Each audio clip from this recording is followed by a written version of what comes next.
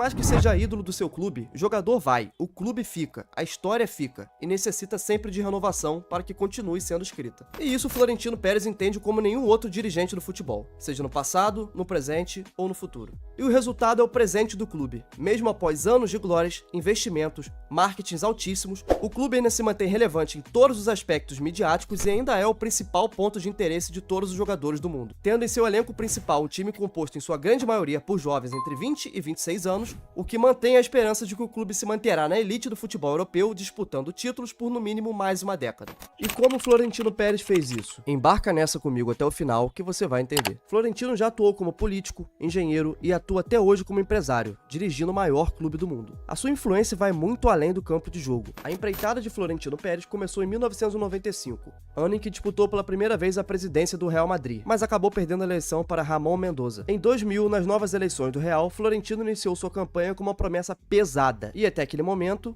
praticamente impossível: tirar Luís Figo do Barcelona. Ele dizia com todas as letras: caso eu vença as eleições e me torne presidente do Real Madrid, Luís Figo jogará no Santiago Bernabéu vestindo o branco do Real. Com uma promessa desse tamanho, era quase impossível para qualquer outro candidato fazer frente a Florentino, o que o levou a finalmente ser presidente do Real Madrid, pelo seu primeiro mandato, que foi de 2000 até 2006. Durante esse período, o clube venceu 2 ligas nacionais, na temporada 2000-2001 e 2002-2003, além de conquistar a Champions League de 2002. Títulos esses que deram respaldo e o retorno financeiro que o Pérez precisava para pôr em prática sua verdadeira ambição e a ideia desde que assumiu a presidência: transformar o Real Madrid em uma das maiores marcas do mundo, o que deu início ao projeto Galácticos. E o resto é história. Cumprindo sua promessa, o Real Madrid sacramenta a transferência de Luís Figo do Barcelona para o Real Madrid pela bagatela de 60 milhões de euros, se tornando até aquele momento a transferência mais cara da história do futebol, que só seria superada pelo próprio Real Madrid um ano depois com a contratação de Zinedine Zidane, em 2001, por 77 milhões de euros. Avançando o projeto Galácticos, contando com Ronaldo Fenômeno, Zinedine Zidane, Luís Figo, David Beckham e muitos outros craques. A ideia de Florentino Pérez pode parecer simples hoje em dia, mas para a época era algo muito à frente do seu tempo. Ele percebeu que o público geral que assiste futebol não assistia mais somente para torcer pelo seu clube do coração. O esporte já era uma máquina de fazer dinheiro naquele tempo, precisando somente da gestão correta para fazer acontecer. E ao juntar os melhores jogadores do mundo e de nacionalidades diferentes, Pérez conseguiu o que era sua intenção desde o começo: tornar o Real Madrid uma das maiores marcas mundialmente falando. Brasileiros viam os jogos do Real porque amavam futebol e queriam ver todos aqueles craques reunidos e, principalmente, acompanhar a carreira de Ronaldo, que na época era um dos melhores do mundo e o melhor brasileiro em atividade. O mesmo para os franceses, que idolatravam Zidane, os ingleses com Beckham e assim por diante. E mesmo que o projeto Galácticos esportivamente não tenha sido tudo o que se esperava, já que o time não conquistou a Liga dos Campeões, mesmo com todos esses craques, o legado foi positivo para a imagem do clube, aumentando a sua fama ao redor do mundo, elevando as receitas de transmissão, já que o mundo todo queria assistir a todos esses craques juntos, o que consequentemente também eleva muitas receitas de marketing, já que as maiores empresas do mundo gostariam de ter seus nomes estampados na blusa do Real Madrid. E tudo caminhava como planejado. O escudo do Real Madrid já rodava o mundo inteiro com camisas vendidas como nunca antes um clube havia feito, gerando receitas absurdas e toda a mídia que Pérez planejava desde que prometeu tirar Figo do Barcelona em sua promessa de campanha. Em 2006, Florentino decide abandonar o cargo, mesmo com todo o sucesso esportivo e comercial, deixando então Ramon Calderón como seu sucessor, mas não antes de realizar a janela de transferências da temporada 2005-2006, contratando uma jovem promessa que queria se tornar o capitão da segunda era de ouro europeia do clube, o lendário camisa 4, Sérgio Ramos. Nesses 3 anos em que Florentino Pérez deixou a presidência, o Real Madrid não conquistou nenhuma Liga dos Campeões e perdeu um pouco de sua força no cenário nacional e mundial, fazendo então com que Florentino volte à presidência do clube em 2009, dessa vez com uma visão de aliar o impulsionamento da marca Real Madrid no presente com a visão de se construir um projeto também para o futuro, tornando possível que o clube seja uma potência mundial em curto e longo prazo. E já em 2009, no seu primeiro ano do segundo mandato, Florentino mais uma vez realiza uma das maiores janelas de transferência da história, com as contratações de Kaká por 67 milhões de euros, Xabi Alonso por 34 milhões de euros, Benzema por 35 milhões de euros e o fucking Cristiano Ronaldo por 94 milhões de euros, dando início então ao que seria a segunda era de ouro europeia do Real Madrid. Mas nem mesmo Florentino poderia imaginar o tamanho do seu acerto com a contratação de CR7, que naquele momento já era campeão da Champions League e atual bola de ouro. O casamento Real Madrid mais CR7 foi algo histórico para o futebol mundial, deixando momentos icônicos e quebrando recordes em todas as competições. principalmente na Liga dos Campeões. Mas foi algo que demorou um pouco mais do que o esperado para se tornar realidade, esportivamente falando, já que o Real Madrid só voltou a conquistar a Champions em 2014, 12 anos depois do seu último título em 2002, que também havia sido na gestão de Pérez. Porém, durante esse processo de 2009 até a conquista em 2014, alguns jogadores que viriam a se tornar lendas do clube foram chegando, todos esses sendo contratados na gestão de Florentino. Talvez você já tenha ouvido falar de algum desses. Na janela de 2010 e 2011 vieram Ozil e Di Maria. Na janela 11-12, Rafael Varane. Na janela 12-13, um tal de Luka Modric. Dizem que esse aí jogou um pouco de bola por lá. Em 13-14, Gareth Bale, Isco, Carvajal e uma jovem promessa brasileira, um tal de Casemiro. Formando então o Real Madrid campeão da La Décima, em 2014. Sendo então os 11 iniciais: Casillas no gol, Sérgio Ramos e Varane na zaga, Carvajal e Coentrão nas laterais, Khedira, Modric e Di Maria no meio, Bale, Benzema e Cristiano Ronaldo no ataque. Sendo desses 11, todas as contratações feitas por Florentino Pérez. E dessa vez, o Real Madrid aliava o marketing e toda a mídia gerada pelos seus jogadores, principalmente por Cristiano Ronaldo, que protagonizava ano após ano um duelo com Lionel Messi,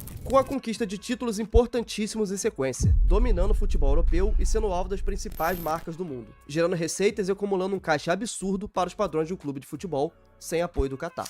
O El Clássico crescia cada vez mais jogo após jogo, ano após ano, graças ao embate de dois dos maiores jogadores da história, CR7 e Messi, o que gerava ainda mais visibilidade ao Real e ao Barça, potencializando o futebol espanhol e elevando as cifras nunca antes vistas no esporte, superando então a Liga Italiana, que dominava os meios de marketing e as competições por terem os melhores jogadores. Eis então que chega o ano de 2016. Florentino Pérez toma uma decisão que mudaria mais uma vez o patamar do clube na era moderna: a contratação de Zinedine Zidane para ser o técnico do Real Madrid, após ser auxiliar técnico de Carlo Ancelotti durante a conquista da Champions 2014. E os efeitos foram imediatos, já que no intervalo da temporada 15-16 até a temporada 18-19, o Real Madrid de Zidane conquistou a La Liga, Supercopa da Espanha, 3 vezes consecutivas a Liga dos Campeões, Supercopa da UEFA de 2016 e 2017 e o Mundial de Clubes de 2016 e 2017, elevando o patamar do clube para um nível não visto desde os tempos de Di Stéfano, com a conquista de 3 Champions seguidas, fazendo com que a marca Real Madrid seja ainda mais valorizada no mundo inteiro, gerando uma alta valorização de todos os seus jogadores e, principalmente,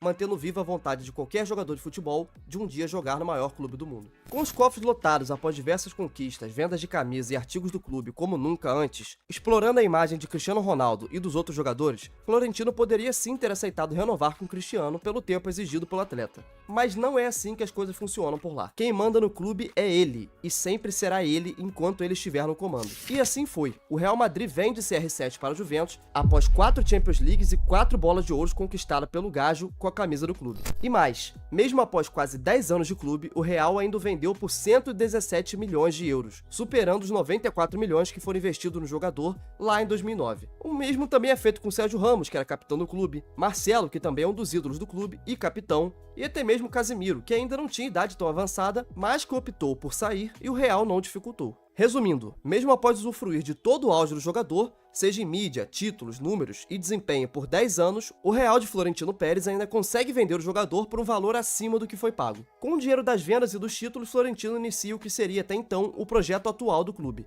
a reforma do Santiago Bernabéu, com um custo até agora de 892,7 milhões de euros, convertendo para 4,8 bilhões de reais, sendo financiado pelo Real Madrid por 30 anos. A ideia do mandatário é transformar o estádio no mais tecnológico do mundo, possuindo grama retrátil e sistema de irrigação no subsolo. O estádio poderá servir de palco para shows de música, outros tipos de esporte, graças à possibilidade da grama retrátil, além de possuir área para visitas de turistas e camarotes com tudo que é de mais avançado na atualidade. Como diz o próprio Marcelo Beckler, jornalista brasileiro da TNT que cobre Barcelona na Espanha, maior rival do Real Madrid, será uma máquina de imprimir dinheiro. E após isso, Florentino Pérez mais uma vez muda o perfil de contratações do clube, visando investir menos em estrelas já consagradas e apostando em novos talentos, principalmente brasileiros, como Vinícius Júnior, Rodrigo e agora Endrick. Muito disso parte do ego de Florentino, que não aceitou até hoje o fato de ter perdido a contratação de Neymar para o Barcelona, já que o garoto já havia até mesmo conhecido o Bernabéu quando era criança. Agora, qualquer moleque brasileiro que dê 3 toques e uma bola por algum clube, Florentino faz questão de comprar antes que qualquer outro clube tome a frente. E mesmo nessa fase de reforma do Bernabéu, o Real Madrid Madrid investiu pesado em uma estrela belga, Eden Hazard, por 115 milhões de euros, provando que nem sempre dá certo o investimento em estrelas, assim como foi com o CR7. Hazard foi motivo de piada no Real Madrid, além de que foi ofuscado pelo futebol de Vini Júnior, que acabou sendo titular da posição e sendo peça primordial para a conquista de mais uma Champions League,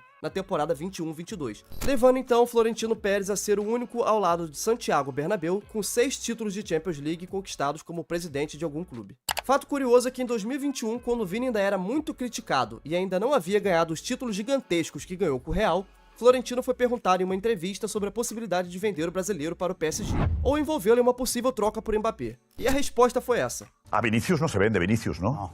No. Justamente. Pero digo, a ver si el PSG dice, para hablar de Mbappé, como le gusta Vinicius a Leonardo, diga, métame usted aquí en la negociación a Vinicius. Que no se toca. No se vende, ni se toca. E aí, será que o velho entende da pelota? Em 2021, Florentino teve supostos áudios vazados pela imprensa espanhola, áudios esses onde ele supostamente estaria criticando Casillas e CR7. Após alegar que os áudios são falsos, Pérez recorreu na justiça e venceu. O seu pedido no processo foi uma multa de apenas €1. Ele disse em entrevista que não queria lucrar, apenas mostrar que estava certo e os áudios eram falsos, minando qualquer tentativa de manchar sua imagem. O velho deve estar sem poder na Espanha, né? E o que pra mim é o maior feito de Florentino Pérez à frente do Real Madrid é sempre pôr as necessidades da instituição em primeiro lugar. Jogadores vêm depois, não importa quem seja. Agora, em 2024, Florentino, aos 77 anos, vive mais um capítulo de sua história no Real. Após contratar Jude Bellingham, de apenas 20 anos, jogador que já é cotado para a Bola de Ouro, ao lado de Vinícius Júnior, Florentino Pérez vive a novela de recriar os Galácticos, agora com a contratação de Kylian Mbappé. Novela essa que já perdura por anos, onde, pelo que tudo indica, terminará do mesmo jeito de sempre. Florentino terá o que quer e, pelo visto, a custo zero para o atual clube do Mbappé, o PSG. Mostrando que mesmo após anos e anos e com uma idade já elevada, ele ainda conhece o caminho e sabe exatamente o que precisa ser feito para manter o Real Madrid no topo do futebol mundial. Lugar esse que o clube se mantém desde que ele assumiu a presidência, se tornando então o maior presidente da história do clube, elevando ainda mais a fama do Real Madrid como o maior clube do mundo.